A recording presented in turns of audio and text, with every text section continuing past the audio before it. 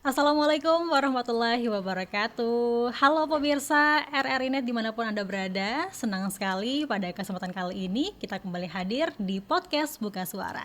Buka mata, buka telinga, karena kita di Buka Suara. Udah lama sekali nggak berjumpa ya. Dan ini spesial edisi Ramadan. Biasanya emang kita sedia ini minuman atau mungkin cemilan, tapi kayaknya kalau agak serak-serak mohon dimaklumi ya. Pemirsa, bicara soal generasi muda atau Gen Z tak lepas dari era digital. Sekarang layanan keuangan di era digital semakin mudah, mulai dari dompet digital ya, pay later, terus ada investasi online bahkan finansial. Tapi di balik kemudahan justru pasti ada kesulitan. Mungkin anak muda sekarang ada yang punya keuangannya dengan baik gitu ya sekarang, tapi kan belum tahu ya, belum tentu dan juga belum pasti bisa mengelola dan juga merencanakan serta menggunakan uang tersebut dengan bijak.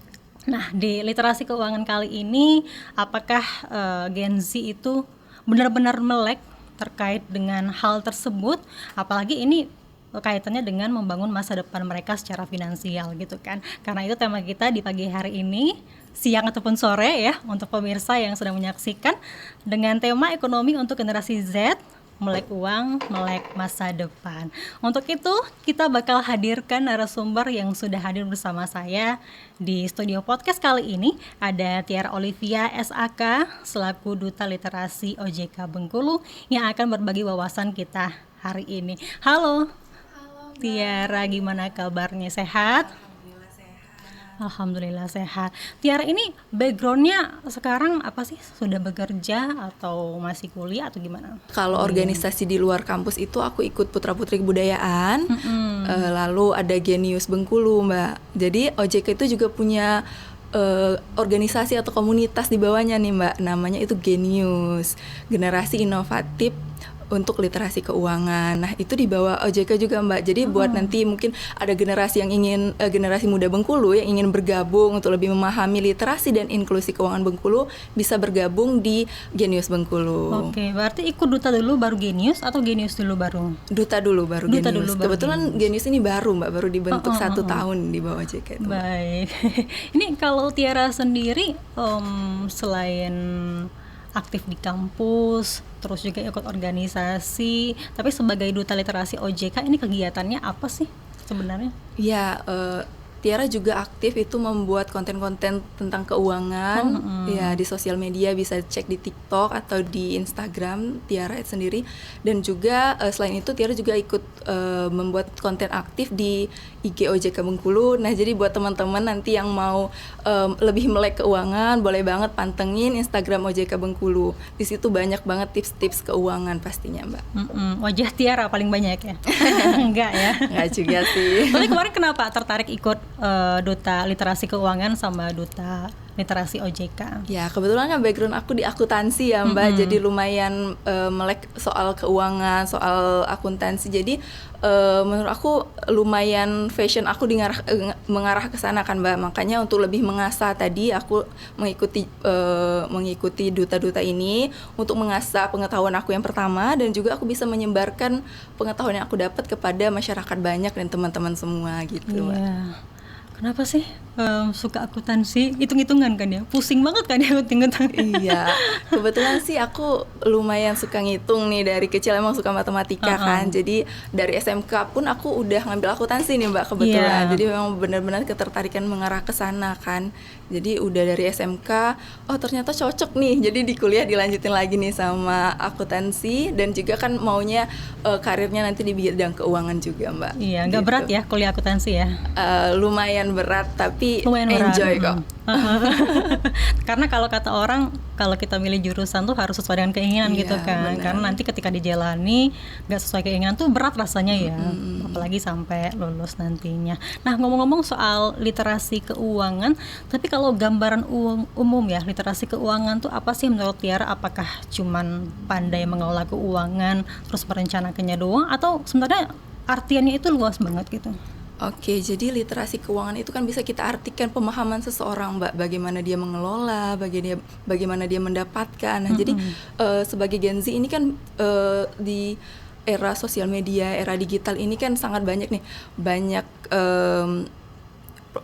produk-produk digital, dan juga cara mencari cuan digital itu juga banyak banget kan Mbak. Nah, banyak Gen Z itu lebih berfokus mengumpulkan uang gitu. Kita kumpulkan sebanyak-banyak uang, padahal mereka nggak sadar tanpa adanya pengelolaan yang baik, uang itu tadi nggak bisa bermanfaat sampai ke hari tua.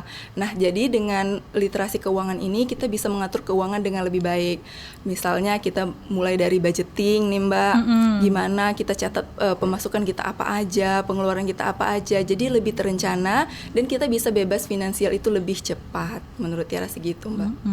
Tiara sendiri kesehariannya memang kayak gitu, mencatat pengeluaran dan juga pemasukan gitu ya? Iya, Tiara dari SMA kayaknya yang lebih teratur itu di kuliah sih Mbak. Tiara itu terbiasa mencatat keuangan budgeting. Jadi kalau Tiara sendiri itu pakai yang 50, 30, 20, 10. Itu maksudnya gimana tuh? Nah, jadi untuk biasanya kan Tiara dikasih bulanan nih sama orang tua uang jajan. Nah, jadi 50% itu Tiara alokasikan untuk kebutuhan Mbak ya.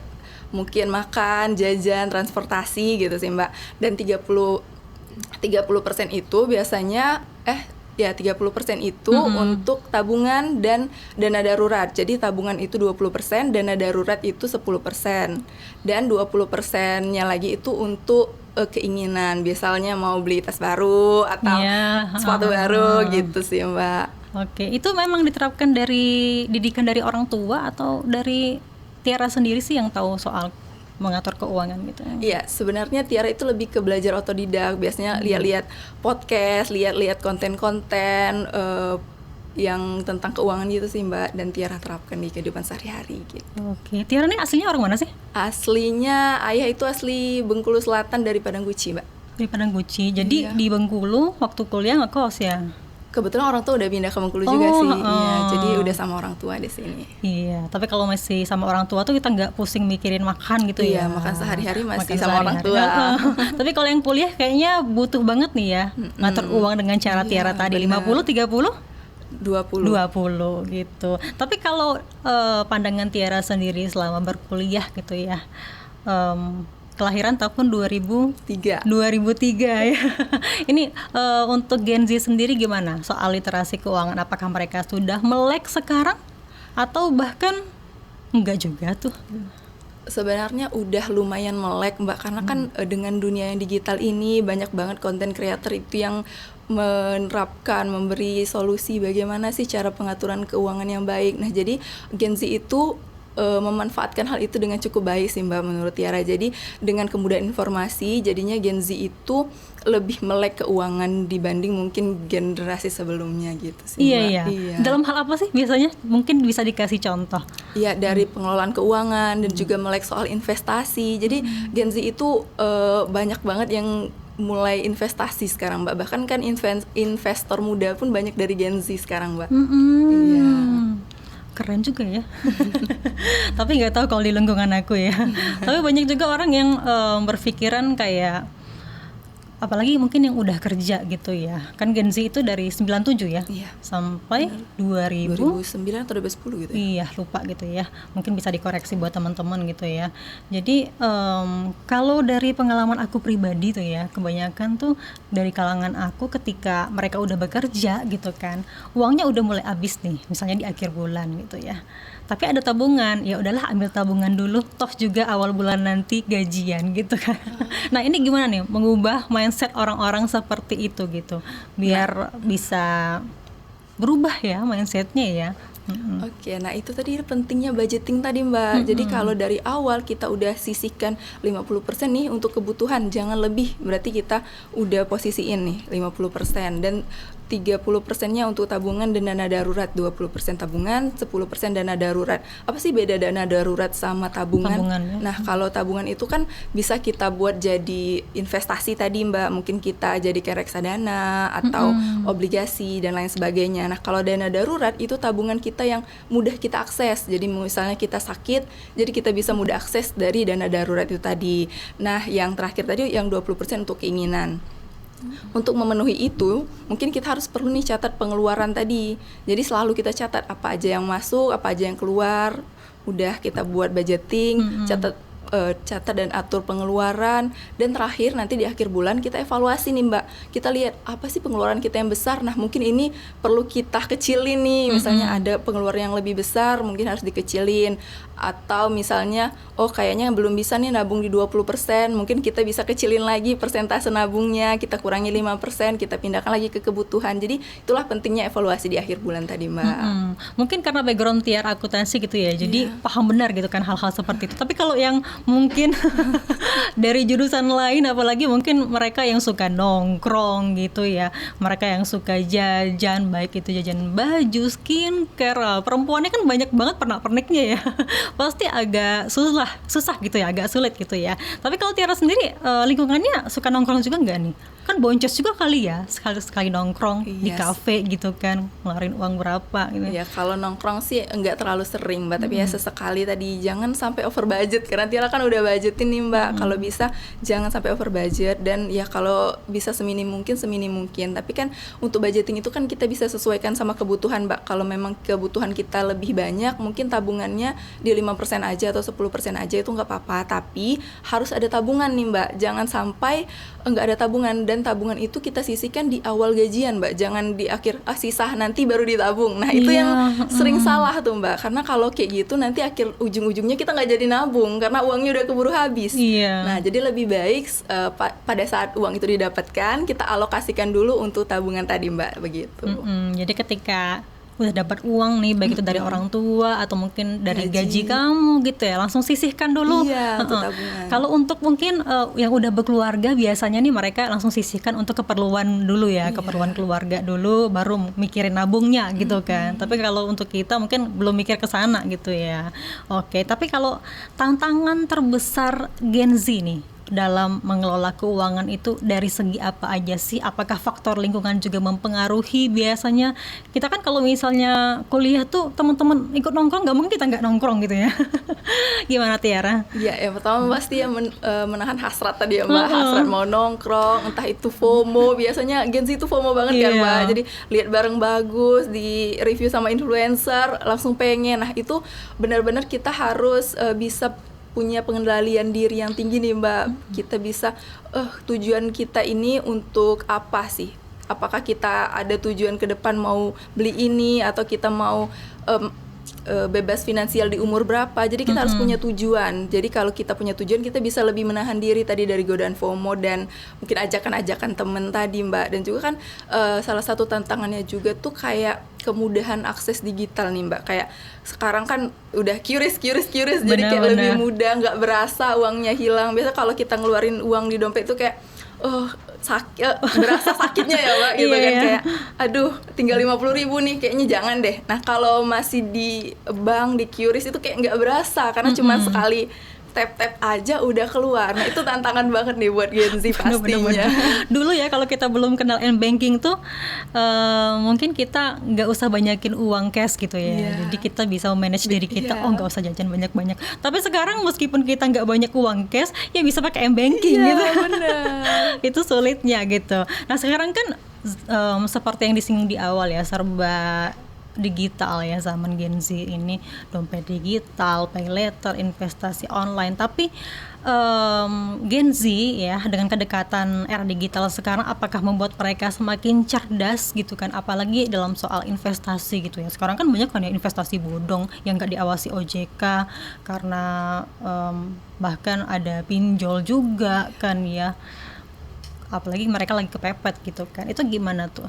Ya sebenarnya aku bilang tadi kan Mbak, Gen Z itu sangat tertarik sama investasi Mbak, tapi terkadang mereka itu kurang riset nih Mbak, gimana cara investasi yang baik, gimana cara kita milih instrumen yang sesuai sama keuangan kita. Jadi mereka itu FOMO biasanya, karena ada influencer, ini aku flexing, udah punya ini, udah punya itu, dengan cara investasi di sini, mereka FOMO langsung ikut, sampai misalnya biar bisa ikut pay later demi bisa ikut investasi. Nah itu tuh kesalahan Gen Z, mereka itu enggak riset dulu apakah ini nih real nggak sih investasinya, diawasin OJK atau enggak sih investasinya, padahal itu kan penting banget ya.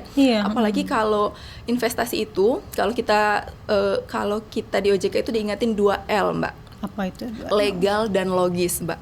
Nah, jadi kita harus pahami dulu ini berbadan hukum nggak, secara legal nggak, dan yang kedua itu logis nggak. Logis itu dalam artinya misalnya dia memberikan keuntungan 2 kali lipat, itu nggak logis kan, Mbak, nggak mungkin nggak ada apa-apa tiba-tiba dalam 1 bulan dikasih keuntungan 2 kali lipat. Tapi kan itu buat Gen Z tertarik banget nih kan. Oh, cuma sebulan bisa dapat 2 kali lipat. Nah, padahal itu hal yang salah tuh, harus kita perhatikan. Kalau memberi keuntungan secara tidak logis itu udah dipastikan investasi bodong, Mbak. Jadi udah mulai cerdas belum nih Gen Z?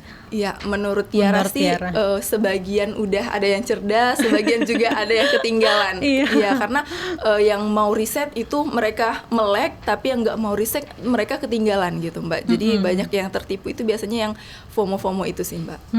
Oke, seberapa penting sih investasi untuk anak muda apalagi Gen Z? Nah, mungkin buat teman-teman di luar sana yang belum tahu gimana cara investasi, pilih di laman mana gitu kan, mungkin bisa Tiara jelasin gitu. Menurut Tiara sih penting banget ya, Mbak. Apalagi kalau sekarang kan inflasi ya, Mbak. Kalau cuma ditabung aja uang kita tuh kan sayang banget ya. Lebih baik kita investasikan. Nah, kalau investasikan itu pasti menambah keuntungan. Jadi menghindari inflasi gitu kan. Jadi penting banget untuk investasi sejak dini, dan juga itu bisa mempermudah kita untuk lebih cepat financial freedom, Mbak. Jadi kita di umur 40 mungkin udah bebas nih, bebas keuangan gitu, udah bisa santai, biarkan uangnya bekerja untuk kita gitu kan. Nah, jadi itu perlu kita pelajari dari muda nih, Mbak. Apalagi di umur 20-an ini lebih banyak riset untuk investasi, investasi apa yang mungkin kalau awal-awal milih, kita carilah dulu yang investasi yang masih aman, yang resikonya kecil, misalnya kayak reksadana saham gitu ya, Mbak. Nanti semakin kita pelajari lagi, kita pelajarin lagi, bisa kita naik lagi mungkin ke level mana gitu kan, kripto atau dan lain sebagainya. Jadi bukan cuma tentang investasi, tapi juga kita investasi ke otak nih, Mbak. Jadi kita perlu riset-riset juga nih, apa aja investasi yang bagus, bagaimana cara pengelolaannya. Jadi perlu kita belajar, mungkin sambil ya lihat podcast gitu sih, Mbak. Oke, investasi yang tepat itu kita salurkan kemana baiknya, Tiara? Ada orang yang bilang kayaknya ke emas gitu kan, kayaknya ke tanah gitu, kayaknya ke bangunan gitu. Tapi kalau dari pandangan Tiara sendiri sebaiknya kemana gitu, Lid?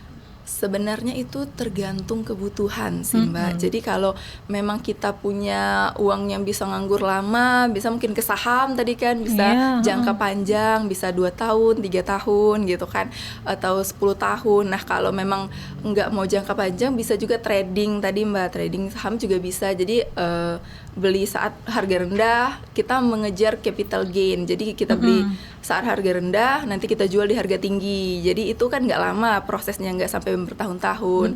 Dan juga bisa kalau emas itu sebenarnya menurut Tiara untuk yang jangka sedang ya, lumayan lama gitu. Karena kan emas nggak bisa kita beli bulan ini, bulan depan udah jual. Itu kan biasanya kadang rugi kalau kayak gitu. Nah, jadi kalau punya emang uang tabungan yang bisa, namanya uang dingin mungkin yang kita bilangnya ya, uang tabungan yang benar-benar untuk ditabung jangka waktu lama, itu juga bagus di emas, Mbak. Iya, tapi enaknya emas yang dalam bentuk fisik atau online nih? Kita juga takut nih ya kalau bentuk online itu kan, apakah memang nanti bisa dicetak gitu kan dalam bentuk fisik atau gimana gitu? Ya, sekarang udah banyak banget sih emas yang online kan, Mbak. Beberapa aplikasi gitu kan, dan apalagi kalau dibawa perbankan biasanya itu aman sih, Mbak. Jadi kalau tergantung, kalau teman-teman di rumah nih berani nyimpan emas banyak di rumah nih, nggak takut dicuri, ya nggak apa-apa dalam bentuk fisik. Tapi yang mungkin agak waspada, takut nanti ada maling atau takut kehilangan, takut kececer, lebih baik sih dalam bentuk digital dan lebih memudahkan. Bisa kita lihat terus setiap hari di aplikasi pergerakan atau naik atau turun kan, jadi lebih mudah sih, Mbak. Menurut Tiara sih lebih milih aplikasi sih, Mbak. Iya, bener sih, apalagi mungkin buat yang daerah rumahnya rawan gitu ya, rawan kemalingan misalnya, belum lagi misalnya di rumahnya sering jadi tongkrongan teman-teman ya gitu kan, kita jadi merasa takut gitu ya, jadi enaknya dalam bentuk online gitu ya. Tadi kita singgung soal investasi online gitu ya. Dari sekarang itu kan banyak banget ya iklan-iklan di YouTube gitu kan, terkait pinjaman online gitu ya. Pinjaman online dengan bunga yang kecil gitu ya. Diawasi OJK kata iklannya gitu.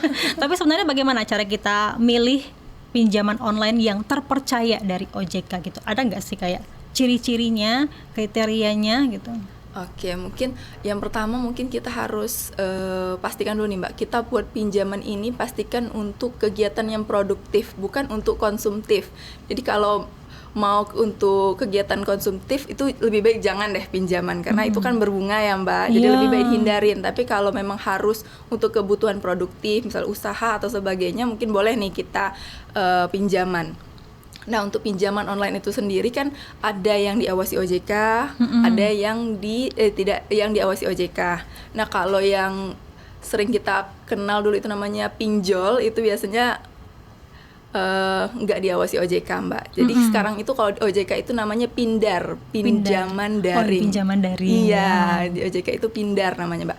Nah, jadi untuk melihat itu legal atau enggak, sebenarnya bisa langsung cek di website OJK, itu ada Mbak pinjaman-pinjaman apa aja yang legal, atau bisa di kontak WhatsApp OJK, nanti langsung ketikin aja nama pinjamannya apa, nanti langsung keluar tuh chatnya apakah dia ini terdaftar dan diawasi OJK atau enggak gitu. Jadi mudah banget sih kalau mau tahu itu, bisa langsung chat di kontak OJK atau cek di website OJK. Dan juga biasanya kalau dari segi aplikasi nih Mbak, kalau pinjaman yang ilegal itu biasanya mereka itu minta akses ke segala ponsel, entah itu kontak, galeri. Nah itu salah, yang benar itu cuma camilan kalau nggak salah, ke kamera, mikrofon, apa lagi ya, camilan ya. Jadi kriterianya itu lebih sedikit gitu ketimbang yang nggak semua ilegal. akses HP itu diminta Mbak. Jadi hanya beberapa aja. Jadi nggak sampai ke galeri pun diminta kan. Itu salah banget, karena biasanya kan pinjol itu diambil fotonya, nanti kan disebarluaskan, ini yang pinjam ke semua kontak kita, kan itu bikin malu banget ya Mbak. Nah jadi jangan sampai salah pilih pinjaman itu Mbak. Iya, tapi sebaiknya sih nggak usah pinjam ya. Iya, daripada pinjam. Kalau bukan untuk kegiatan yang produktif, lebih baik nggak usah pinjam. Lebih baik nggak usah pinjam gitu ya. Berarti ternyata bisa kita cari tahu gitu ya, apakah pinjaman daring tersebut diawasi OJK atau tidak gitu ya. Dicek di mana tadi? Di website OJK, atau langsung, kontak ya. OJK 157. Oke, kita break dulu ya.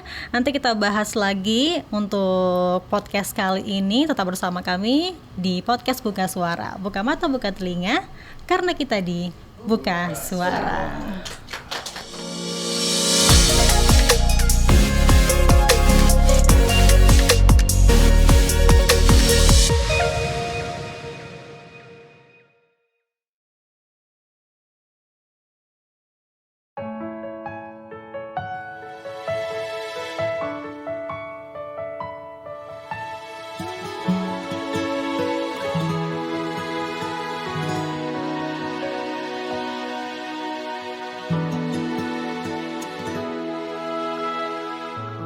Mungkin hati yang tulus tak pernah cukup untuk kisah ini,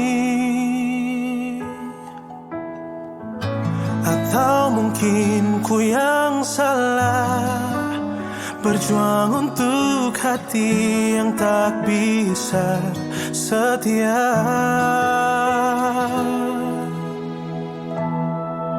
Dan terjadi lagi untuk kesekian kali kisahku berakhir pahit. Ku sudah biasa begini, terluka dan tersakiti.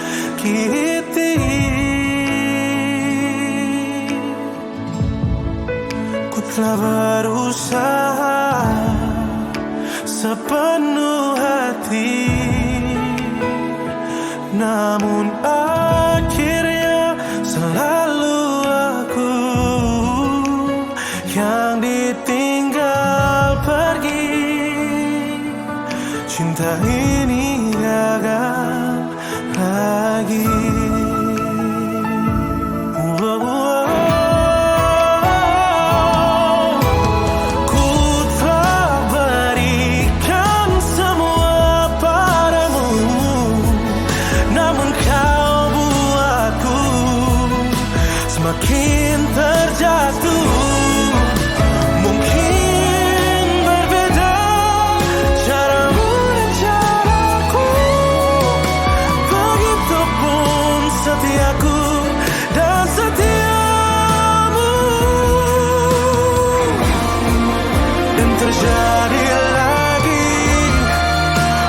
sekian kali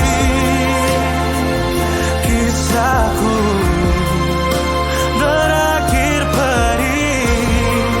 Ku sudah biasa begini, terluka dan tersakiti.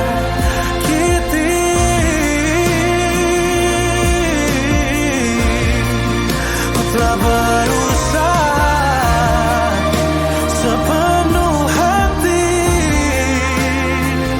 namun akhirnya selalu aku yang ditinggal pergi. Oh, yang ditinggal pergi. Cinta ini gagal lagi.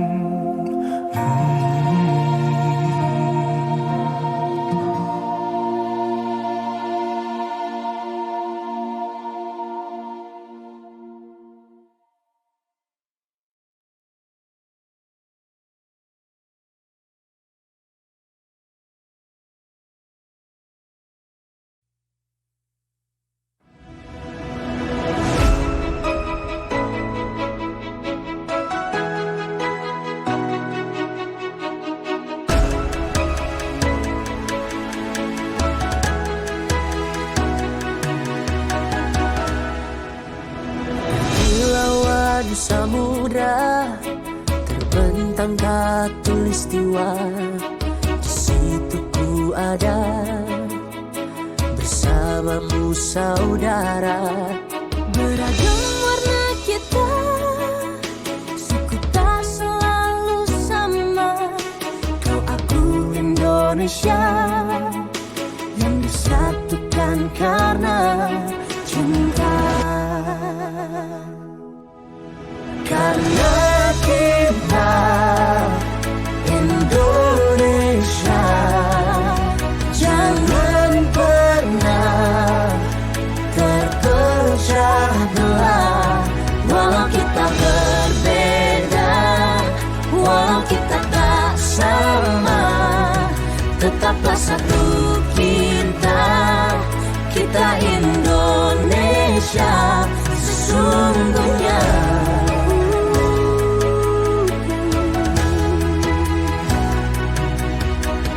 Kilauan samudra terbentang khatulistiwa, Situ ku ada bersamamu saudara. warna kita suku tak selalu sama. Kau aku Indonesia yang disatukan karena cinta.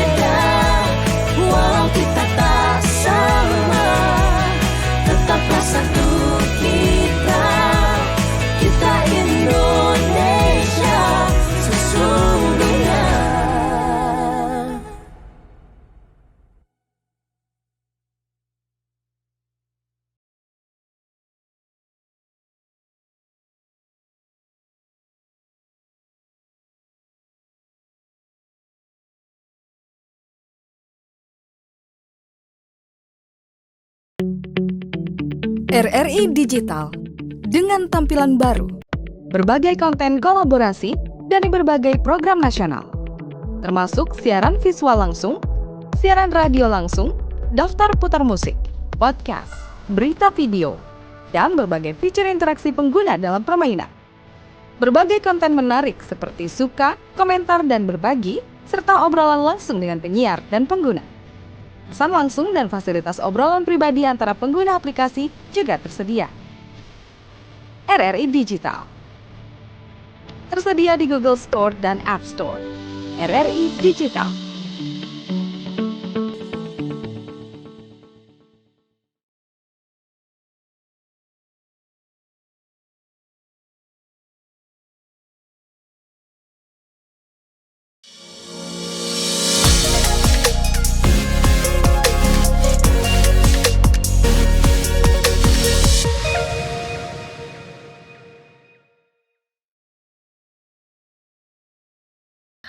Balik lagi di podcast Buka Suara, buka mata, buka telinga, karena kita di Buka Suara.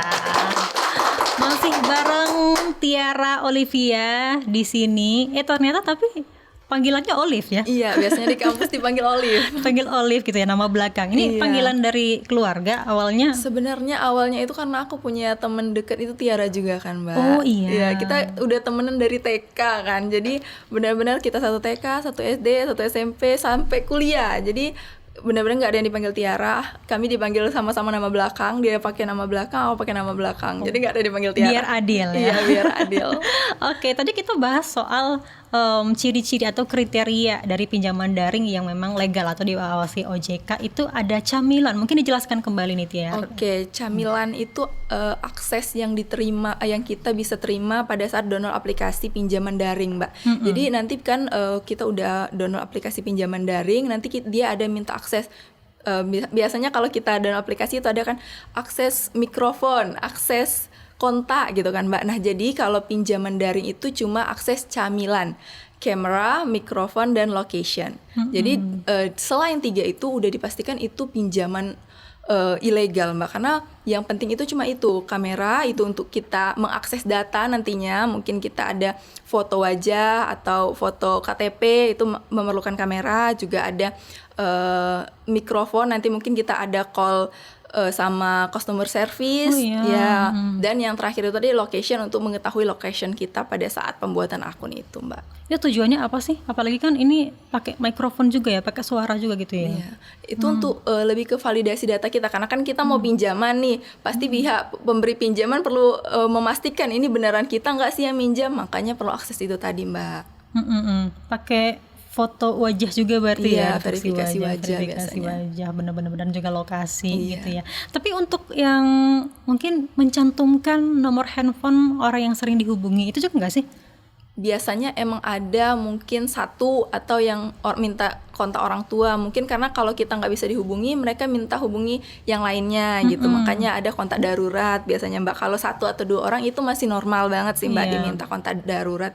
Nah, tapi kalau yang minta akses seluruh kontak, nah itu udah salah tuh, Mbak, karena nggak mungkin kan kita memberikan seluruh akses isi kontak HP kita. Benar-benar. Nah, kalau iklannya kayak gini nih, bunganya 0% gitu ya. Oke.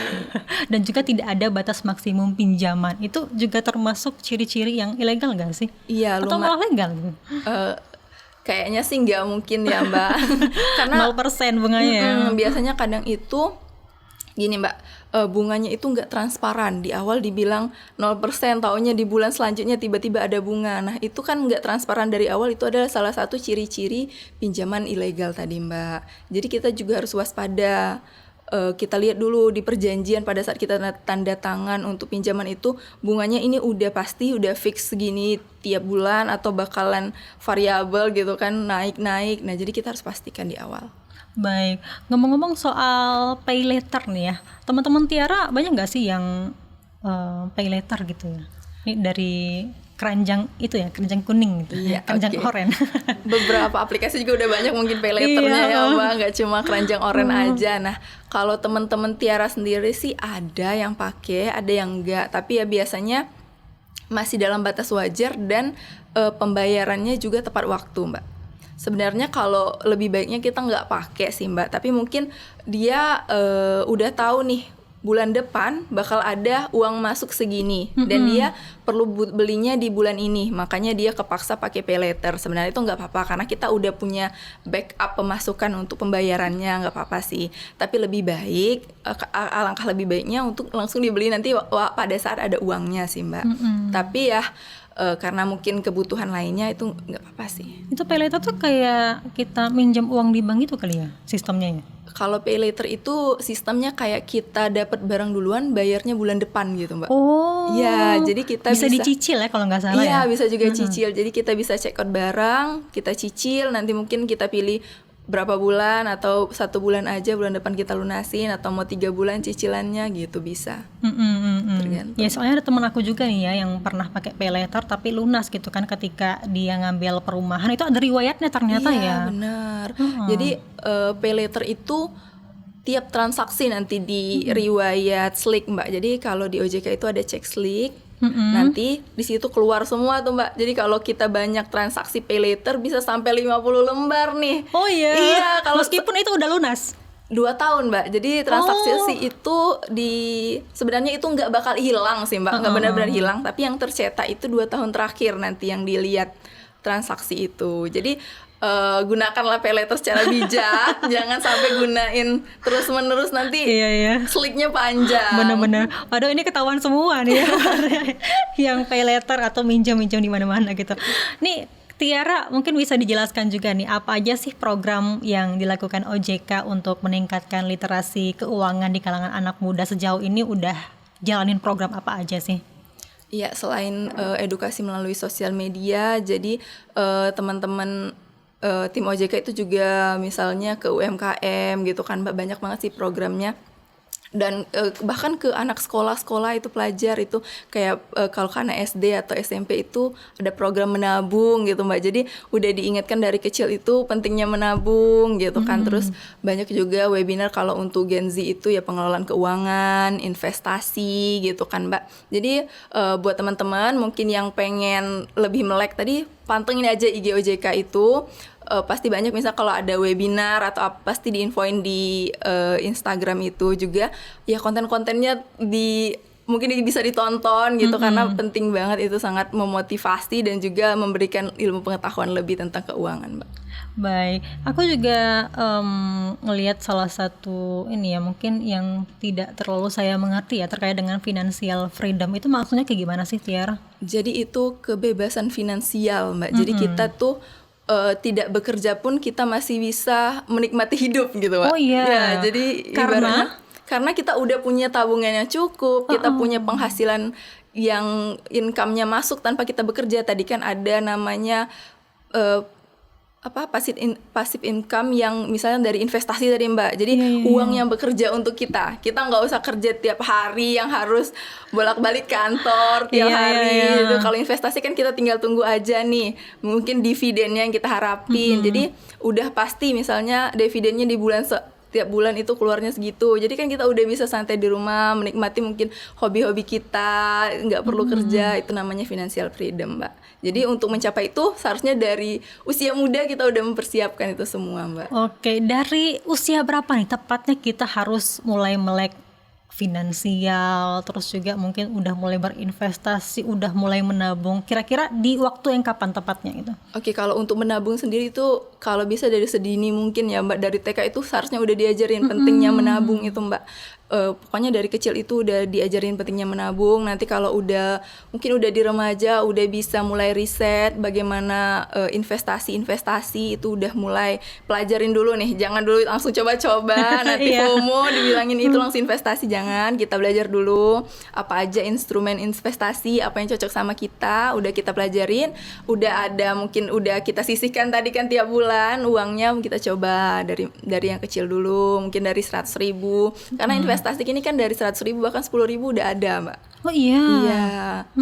Gitu. Jadi berapapun nominalnya bisa kita investasikan. Iya benar. Di saham pun di 100.000 itu pokoknya kita cari aja beberapa saham-saham yang masih murah, yang pastinya harus menguntungkan ya, kita riset dulu ya. Jangan mentang-mentang murah kita beli tapi nanti boncos di akhir kan.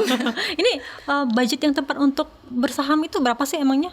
Dengan nominal berapa paling kecil biasanya? Kalau nggak salah 100.000 itu udah bisa. Udah Mbak. bisa ya? Iya, udah ada 100.000 itu udah bisa beli saham. Oke. Saham itu kan belinya per lot ya Mbak, satu lot itu 100 lembar saham. Jadi udah sesuai harga, itu yang kecil-kecil bahkan kayaknya di bawah 100.000 pun bisa. Dengan harga satu lembarnya 86 perak mungkin kan, Iya. berarti 100 lotnya kan cuma 80 ribuan gitu. Iya, sangat sejahtera masa tua ya kalau misalnya Iya. kita dari kecil udah bisa menabung gitu ya, terus juga udah bisa investasi gitu ya, main saham lagi, aduh. Nih pandangan kamu dengan MLM nih, bagus nggak sih untuk kita ikuti atau mungkin kita pelajari gitu sebagai generasi Z? Oke, ya isu MLM nih sering banget Bener. dibuat Gen Z kejebak nih, gitu kan. Jadi kayak MLM nih bahaya banget sih menurut Tiara Mbak, karena dia itu nggak ada pemasukan uangnya sebenarnya, nggak ada produknya. Jadi mereka itu cuma menghasilkan dari keanggotaan. Jadi kita rekrut anggota baru, kita dikasih fee, nanti disuruh rekrut lagi. Jadi itu kan berkepanjangan. Mungkin di awal bakalan cepet dapet nih karena banyak anggota-anggota baru. Nanti yang di akhir-akhir nih yang boncos karena nggak ada anggota baru lagi. Iya, jadi bahaya Jadi banget. kita harus rekrut orang baru terus gitu ya? Iya, kalau mau keuntungan kita harus rekrut di bawah kita, ada anggota di bawah kita. Nah, itu bahaya banget sih, Mbak. Karena dan mereka itu lebih ke penipuan sih Mbak sebenarnya, karena kan nggak ada produk yang mereka jual, nggak ada income mereka. Tadi income-nya hanya dari biasanya bayar keanggotaan, nanti dapat fee, nanti anggota Iya, baru iya. ada fee. Nah, itu bahaya sih Mbak. Heeh. Aku juga pernah dapat iklan ya, kalau misalnya kita apa ya, share link-link produk gitu, kita bisa dapat uang, atau mungkin kita apa ya, komen-komen atau mungkin bisa promosi dari produk tersebut bisa dapat uang. Itu sekarang banyak banget ya. Iya, banyak banget itu Mbak. Itu banyak juga banget salah satu penipuan. bentuk penipuan keuangan juga Mbak. Mungkin emang di awal-awal bakal di TF nih, misalnya kita disuruh foto tanaman gitu, dapat Iya, 10.000 nanti. Kok bisa semudah itu gitu ya? Orang aja Iya. kerja keras banget bisa dapat uang gitu Iya, kan. jadi misalnya di awal kita foto tanaman atau like dapat 10.000, mungkin di awal memang benar-benar di TF. Nanti pada akhir-akhir Mbak, mereka itu bakal minta kalau mau lebih banyak tugas, kita bakal top up nih, top up 200, nanti dikasih 10 tugas, dapat fee lebih banyak. Nah, itu kan membuat teman-teman tergoda. Benar, Padahal kan benar. udah di TF nanti sampai berpuluh-puluh juta, mau naikin lagi nggak? Tugasnya lebih banyak sampai misal 10 juta. Nah, nanti kalau udah di fase yang tinggi, misal 10 juta, mereka nggak kasih tugas lagi dan nggak di TF balik. Itu yang buat penipuannya sih Mbak. Jadi bahaya. Mungkin kalau mau coba di awal sekali 2 kali mungkin nggak apa-apa ya, langsung di TF 10.000 gitu kan. Tapi kalau menurut Tiara sih lebih baik dihindarin aja. Tapi langsung biasanya emang diblokir penipuan aja. tuh kayak gitu ya. Di awal tuh pasti dapat keuntungan gitu. Nah, itu Iya. kan taktik mereka untuk menarik gitu ya, menarik Taktik. orang gitu ya. Iya, biar tergoda nih. Oh, ternyata semudah itu. Cuma like doang aku udah dapat uang. Jadi pengen lagi. Oke. Nah, bahas soal generasi sandwich juga lagi viral banget sekarang tuh ya. Apalagi Gen Z ini pas banget timingnya ya, di era digital kita tahu gitu ya, tentang akses keuangan dengan segala macam caranya. Tapi pandangan Tiara sendiri gimana nih terkait dengan tuntutan itu ya, yang bahkan meresahkan juga ya Iya. bagi sebagian orang. Mungkin ya sebagian orang nggak mau ya menjadi generasi sandwich, tapi ya gimana, mungkin emang sudah berada di posisi itu ya kita jalanin aja Mbak. Mungkin yang pertama kita lebih bagus dalam mengatur keuangan tadi Mbak, karena kan pasti banyak pos-pos yang harus kita sisihkan. Mungkin untuk porsi tabungan bisa dikurangin, tapi kita penuhi dulu kebutuhan tadi, karena banyaknya kebutuhan tadi. Nanti kalau kebutuhan nanti udah terpenuhi, mungkin boleh nanti lebih ke investasi. Jadi untuk investasi itu mungkin bisa dikesampingin dulu, mungkin lebih ke tabungan aja dulu sih kalau generasi sandwich itu Mbak, karena kan ya untuk kebutuhan hidup aja mereka susah gitu. Dan juga kalau sebagai generasi sandwich jangan cuma mengandalkan satu gaji, jadi lebih ke kita cari freelance misal Mbak. Terus kalau sekarang kan kita banyak yang namanya penghasilan kita jual sekali penghasilan terus menerus, itu kayak produk digital Mbak. Misal Iya, kita jual buku atau kita buat buku sendiri, itu kan selalu tuh penghasilannya terus menerus satu kali aja kita jual, kan itu lagi marak banget nih Bener. penghasilan dari produk-produk digital, jadi boleh dicoba sama teman-teman mungkin. Baik. Ini kan sekarang anak muda juga lagi antusiasnya jadi affiliate gitu ya. Iya, salah satunya affiliate. Oke, ini sebenarnya ada tips dan trik gak sih biar dapat pemasukan tambahan gitu ya selain affiliate, atau mungkin kalau dari affiliate ada tipsnya gak biar dapat komisi dengan cepat gitu ya dari Tiara? Iya, kalau untuk produk digital ya itu tadi kan jualan produk digital ataupun affiliate, itu penting banget kita itu buat konten, Mbak. Jadi kalau emang harus update terus kata-kata orang ya, iya, berkala gitu. kita tuh harus selalu buat konten karena untuk menarik para pembeli kita tadi kan melalui konten tadi, Mbak. Mungkin ya konten-konten sederhana gitu kan, video-video pendek, tapi harus kita rutin, Mbak. Jadi semakin kita rutin biasanya itu kita lebih mudah FYP itu namanya ya, Mbak. Iya, Nah, iya. jadi kalau kita udah FYP itu mungkin bakal lebih mudah. Jadi tapi harus konsisten, Mbak. Mungkin jadwal uploadnya harus konsisten, video-videonya mungkin yang sesuai tren gitu, Mbak, untuk menari affiliate itu. Kalau Tiara sendiri juga affiliate Iya, aku affiliate juga, Mbak, di TikTok biasanya. di TikTok ya. Iya. Sekarang kan juga banyak platform yang memang ini ya Affiliate bisa kita juga, affiliate gitu ya. Tapi kayaknya memang musimnya ya. Iya, lagi musim karena menurut Tira juga itu cukup mudah ya, Mbak. Kita hanya share link atau kita masukin keranjang kuning ibaratnya, itu Bener. udah kita udah dapat komisi. Jadi salah satu cara yang mudah lah untuk menambah penghasilan teman-teman. Jadi boleh dicoba. Itu syarat-syaratnya juga nggak yang susah-susah banget. Cuma perlu konsisten tadi. Baik, oke. Tiara kan duta literasi OJK dan juga duta literasi keuangan tadi ya. Ini udah apa aja yang dilakukan secara personal nih ya dari Tiara sendiri untuk teman-teman di luar sana, terutama untuk Gen Z gitu. Mungkin dari skala teman dekat dulu misalnya, atau dari keluarga gitu. Oke, kalau untuk teman-teman dekat sendiri, Tiara tuh lebih sering banget nih ngajakin teman-teman belajar budgeting dan Bener-bener. belajar mencatat pengeluaran. Nah, biasanya Tiara itu rekomendasikan kayak aplikasi pencatat pengeluaran tuh, Mbak. Oh, iya. Jadi ada aplikasi pencatat pengeluaran tuh. Tapi aku dulu juga pernah sih pakai itu tuh, lupa ya. Iya. Kalau nggak salah aplikasinya warna kuning, tapi kalau yang aku Iya, ya. banyak Udah banget banyak sih banget di ya. di Android ataupun iOS sekarang. Jadi menurut Tiara kalau untuk di aplikasi itu kan jadi kita lebih mudah, Mbak. Setelah kita transaksi langsung kita catat. Jadi kita nggak mudah lupa karena handphone sekarang selalu 24 jam sama kita biasanya kan. Jadi lebih memudahkan kita. Jadi pencatatan keuangan itu lebih teratur. Jadi teman-teman Tiara biasanya Tiara rekomendasiin, oh ini nih, cobain aplikasi ini. Dan ingetin selalu untuk mencatat pengeluaran tadi, Mbak. Juga kalau untuk keluarga lebih ke edukasi ke investasi dan penipuan, biasanya penipuan telepon gitu ya, Mbak. Orang tua jadi tuh kan rentan banget ya. iya, rentan kena banget penipuan karena ya. mudah banget percaya ya orang tua tuh kan, Mbak. Jadi biasanya kalau kumpul keluarga apalagi kayak lebaran gitu kan, Mbak, lagi kumpul-kumpul biasanya Tiara juga kasih bahas-bahas kayak misalnya ada kasus apa gitu kan untuk pembuka, biar untuk mengingatkan teman-teman atau keluarga semua bahwa bahayanya digitalisasi sekarang itu untuk penipuan digital sih. Ya, melalui sosial media juga Tiara juga bantu kasih konten-konten tentang edukasi keuangan, tentang budgeting gitu sih, Mbak. Ada gak sih teman Tiara yang memang hobinya hura-hura gitu ya, bahkan menghabiskan uang bulanan itu ya udah untuk bulan itu aja gitu tanpa menyisihkan uang untuk dana darurat tadi ya, atau mungkin tabungan. Itu kan kebiasaan itu kan sulit diubah ya kalau misalnya nggak dari diri kita sendiri gitu kan.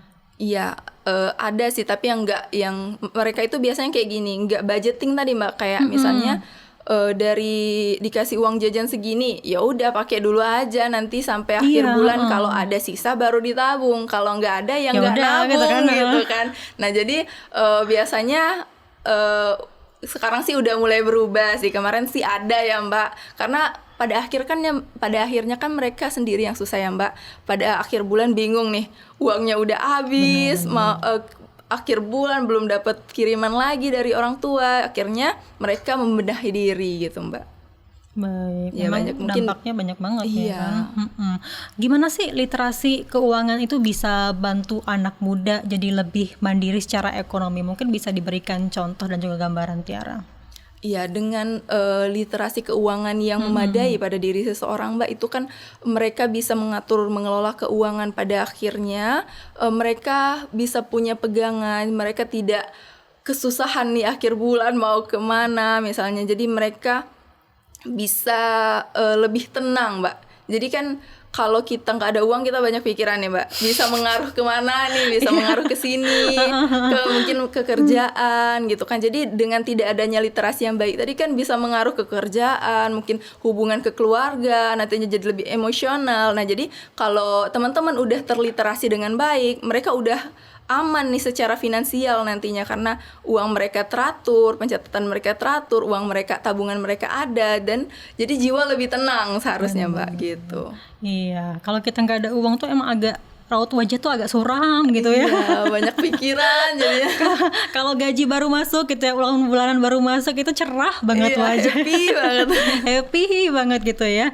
Oke, mungkin Tiara juga bisa kasih gambaran keuntungan apa aja sih di masa depan yang akan kita dapatkan kalau kita berinvestasi, kalau kita fokus ke finansial di masa tua gitu ya.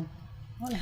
Oke, keuntungan yang paling tadi ya financial freedom tadi ya, Mbak, kita bisa santai di masa tua, itu adalah keuntungan yang paling kita harapkan dari literasi keuangan yang kita jalankan dari masa muda ini. Tapi kan dalam prosesnya mungkin nanti Ada kesulitan. iya, kan ada ya. kesulitan gitu.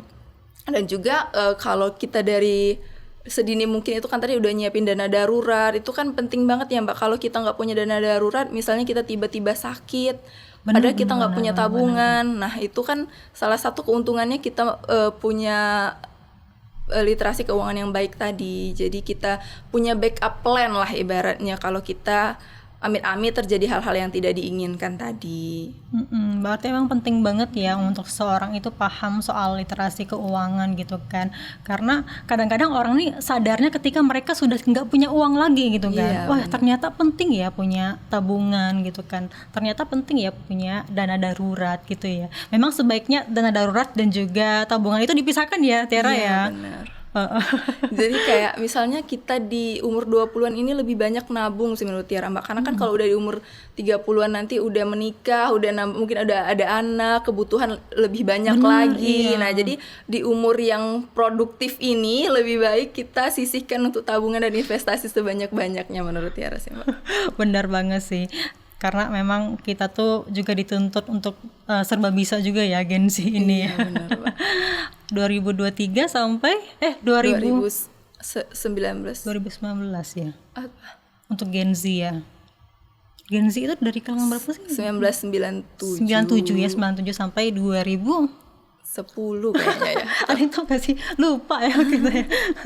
Jadi manfaat ataupun tips ya, metode 50, 30, 20 itu bukan cuma bisa diterapkan sama anak muda ya, tapi juga orang tua pun bisa Iya, sebenarnya. sebenarnya untuk di rumah tangga juga itu bagus banget sih, Mbak, diterapkan budgeting. Kita mungkin sebagai seorang ibu rumah tangga itu bisa banget diterapkan untuk kebutuhan rumah tangganya itu 50% udah termasuk pendidikan anak gitu kan. Dan 20% untuk tabungan atau investasi tadi. Kalau mungkin kebesarannya mungkin bisa dikecilin lagi untuk tabungannya, dan 10% itu harus ada dana darurat, Mbak, karena itu penting banget karena ya banyak hal-hal tidak terduga di kehidupan ini ya, Mbak. Dan yang 20% tadi ya untuk keinginan tadi, mungkin mau libur keluarga. Benar, gitu. Nah, jadi iya. untuk ibu rumah tangga bisa banget diterapkan budgeting itu, Tapi Mbak. emang awalnya harus konsisten ya Tiara ya. Iya. Bahkan juga harus dikenalkan sama anak-anak itu sejak dini gitu. Nah, Iya. sekarang kan juga ada tabungan untuk ini ya, anak-anak gitu Iya, ya. benar. Heeh. Biasanya perbankan itu udah punya tuh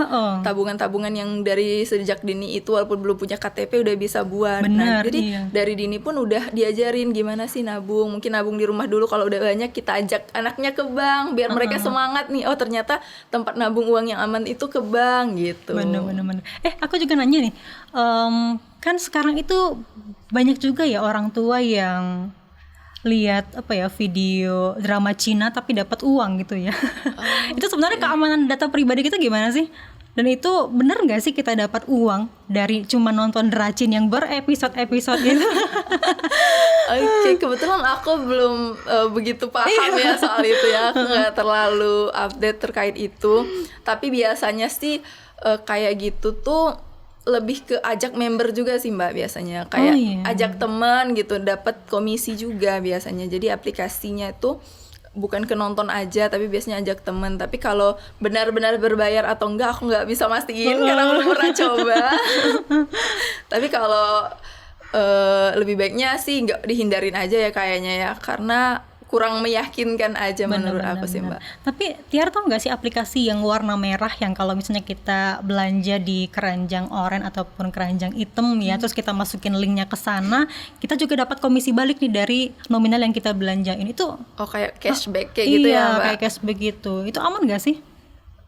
Tiara belum pernah coba, tapi kayaknya itu lumayan aman ya Mbak, karena kan kita itu cuma melalui aplikasi ketiga untuk belanja gitu kan, kita buka aplikasinya, dari aplikasi itu baru masuk ke aplikasi tempat kita belanja dan kita dapat cashback. Seharusnya cukup aman karena mereka tuh pakai riwayat belanjaan kita aja sih Mbak. Benar. Dari riwayat dari aplikasi belanja itu.